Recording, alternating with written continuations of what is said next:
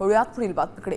कलिंगड खाल्ल्यानंतर एकाच घरातील चौघांचा मृत्यू प्रकरणात आतापर्यंतची सर्वात मोठी अपडेट समोर आली आहे। उंदीर मारण्याच्या औषधाने चौघांचा मृत्यू झाल्याची धक्कादायक माहिती समोर आली आहे। चौघांच्याही शरीरात उंदीर मारण्याच्या औषधाचे झिंक फॉस्फाइडचे अंश सापडलेले आहेत। चौघांच्या शरीरात तसंच कलिंगडाच्या नमुन्यांमध्ये देखील झिंक फॉस्फाइड सापडलेला आहे।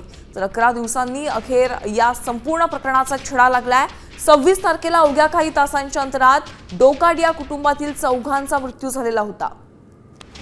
आपण थेट अधिकचे अपडेट जाणून घ्या प्रतिनिधी साक्षी यादव यांच्याकडनं। साक्षी, आपण पाहतोय चौघांचा कलिंगड खाल्ल्यानंतर बिर्याणी खाल्ल्यामुळे मृत्यू झालेला होता आणि या प्रकरणात एक मोठी अपडेट समोर आलेली आहे, काय सांगाल? नक्कीच यामिनी, काही दिवसापूर्वी कलिंगड खाल्ल्यामुळे एकाच घरातील चौघांचा मृत्यू झाल्या प्रकरणाची आत्ताची सर्वात मोठी अपडेट समोर येते। त्यांचा मृत्यू जो आहे तो उंदीर मारण्याच्या औषधाने झाला असल्याची माहिती समोर येते।